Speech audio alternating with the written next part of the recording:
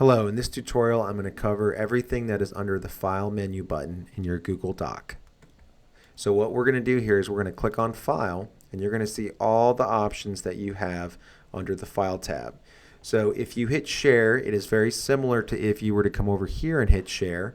It basically lets you come in and share the document to somebody, whether it's a link to someone or you actually type in their email, or you want to see who this document is shared with, or change any sharing advanced features.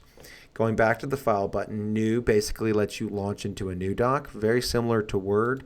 It's just going to create an entirely new document that you can start. Going back to File, Open, same concept. You'll be able to find a Google Doc and open it. Going to the next one is Rename, same thing like I did earlier. When I clicked on that name of the document, it lets you change the name. So you can either click on the name in the top left corner or go File Rename.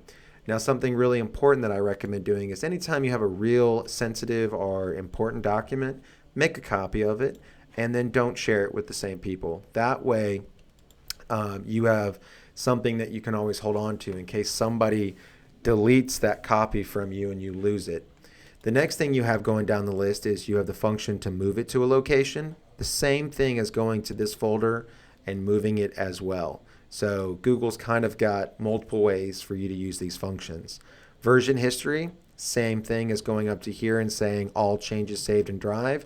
It lets you go in and see the version histories and drill down to specific historical points in the document, and you can even go back and restore that version.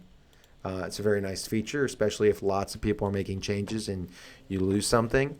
Download it as a Word document or a PDF and other options. I do want to give a little warning. Sometimes converting to Word is good and sometimes it's not.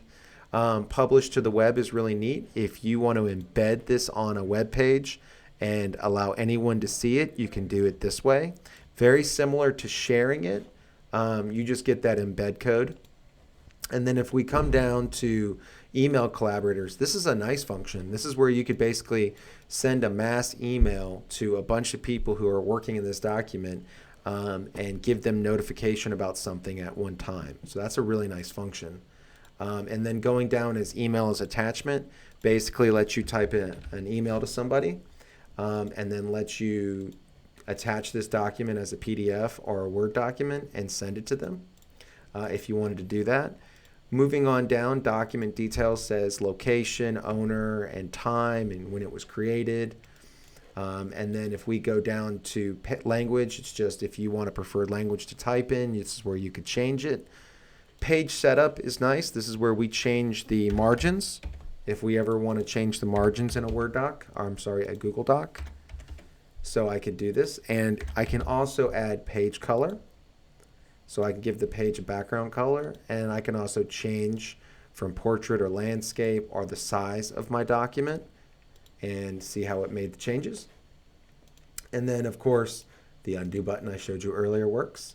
And then print preview, kind of what your document's going to look like when you go to print it.